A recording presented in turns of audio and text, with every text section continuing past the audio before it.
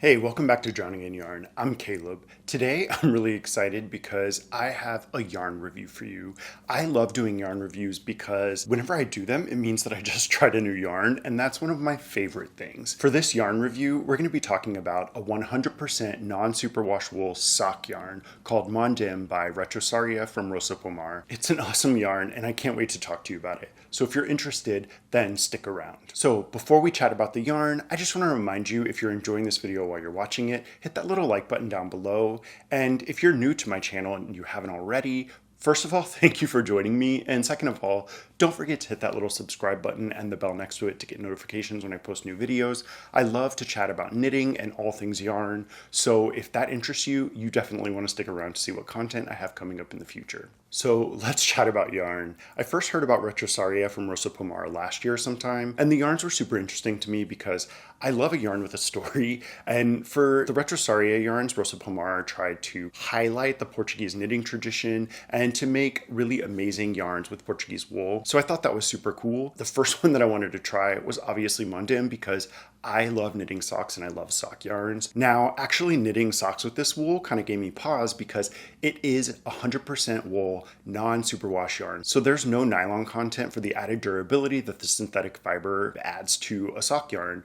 But I figured a lot of people have knit socks with this, so I'm gonna trust the yarn and just knit socks. And that's what I did, and I'm in love with them.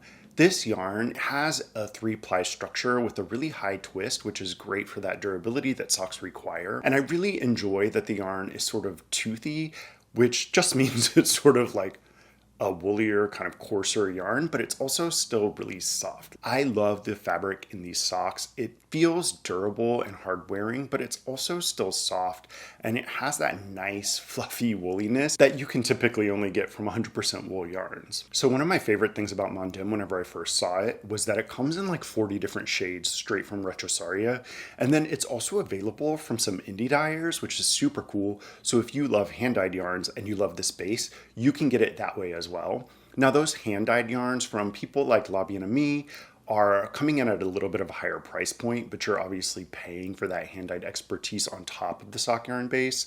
But I really like the colors that are direct from Retrosaria. They range from like a speckled through to solids and heathers. I think the color palette is awesome. It's really fun for colorful socks, but it also lends itself really well to garments because you can do anything you want with all these colors. So I mentioned price briefly with regard to the hand-dyed variations of Mondim, but I went ahead and used a color straight from Retrosaria, which I got from a local yarn store here in the US online, and I've seen it listed anywhere from $14 to $14.50, and that's for 421 yards, which is a great deal for a yarn of this quality. And you can get it slightly cheaper, I believe, with the exchange rate from Retrosaria, but you may end up paying a little bit more for shipping to get it sent from Portugal. And it also comes in a ball put up, so it's not in a hank or a skein, and you don't have to do any winding. When you get these balls, you can just pull from the center and start knitting, which is super awesome because generally I feel like yarns like this require winding. So it was really nice to get 100% non-superwash Portuguese wool that I could just start knitting from the ball. I just jumped right into my project, which is what I wanted to do because as soon as I felt it, I was so excited to knit with this. So on the ball band, the yarn suggests you use a US size 1 to a US size 6 and says that your suggested gauge is going to be anywhere from 24 to 32 stitches per 4 inches. And it also says you should get anywhere from 30 to 48 rows per 4 inches on those suggested needles. I went ahead and knit my socks on a US 1, which is what I use for most of my socks, and it created the dense fabric I would expect for a sock, which is going to add to that durability of my sock. So I think that the suggested needle on the 1 end is going to be perfect for socks, and pushing it up to that 6 is going to give you those looser fabrics that are going to be more appropriate for garments, which you're definitely going to want to use this yarn for because it's awesome. But just know that to get that durability that you want from a sock, you're gonna wanna go as dense as possible because, as I mentioned, there is no nylon in this, but the high twist of the yarn makes it very suitable, I think, to a durable sock. The only thing I was a little bit concerned about was it gonna lose some of that density and that twist whenever I blocked it?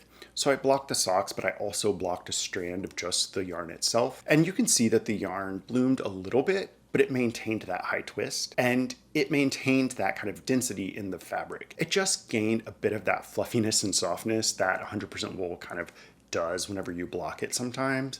So it just felt a little bit more luxurious and a little bit more like something I'd want to wear as a garment, but it maintained that sort of durable feeling that I would expect of it in a sock. So the only thing negative that I would have to say about it is if you're super sensitive to like non-merino wools, you're probably not going to like this yarn as a sweater or a shawl, but that's only for the most sensitive among us, because I still think that this yarn would be lovely for most people to wear next to skin. It just feels really nice. Now, I do love a rustic woolly wool, and that is what this is, but it's not a scratchy wool. I would 100% knit a sweater or a shawl from this. And I would feel really good about knitting that sweater or shawl because I think Mondim would just last forever.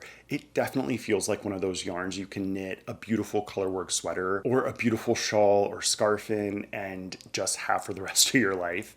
And I think it'd be amazing with colorwork because it's not overly slick like some sock yarns tend to be. It's got that kind of grippiness so that your stitches would latch onto each other and the colorwork would really look nice and beautiful. If you're up for knitting a fingering weight sweater, which I've never done, but I plan to work my way up to, then this might be a yarn you want to look at, especially given the cost for the quality. You can't go wrong unless you have that super sensitive skin. So just to reiterate, I love this yarn. I think it's amazing. It feels awesome. The cost is great.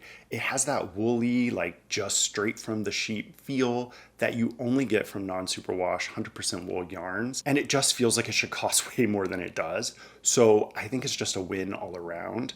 The only thing that I'll say is I think it will be durable for socks, but I haven't actually proven that by wearing them and seeing how they wear. So I have a plan to wear this pair of socks that I knit, which I knit from Summer Lee's Shorty Sock Set Volume 1, for 30 days straight. From the day that I post this video, for 30 calendar days, they're the only socks that I'm gonna wear, and I'm gonna try to keep track of my steps and keep track of how often I'm washing them and all of that information. And then after that 30 days, I'm going to report back to you and let you know how does this 100% non-superwash wool yarn wear as socks. And hopefully that gives us all some insight on knitting socks without that nylon content.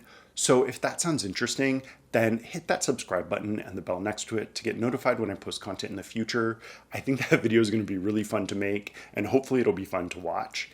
And if you enjoyed this yarn review, then hit that little like button down below. Doing that lets me know what kind of videos you'd like to see. Leave a comment, let me know what you think, let me know what colors of Mondim you would knit with, and what are your experiences with the 100% wool socks. I would love to hear from you. So until next time, I'm gonna go put these socks on and start walking around, and I hope you enjoy your knitting, and I will see you later.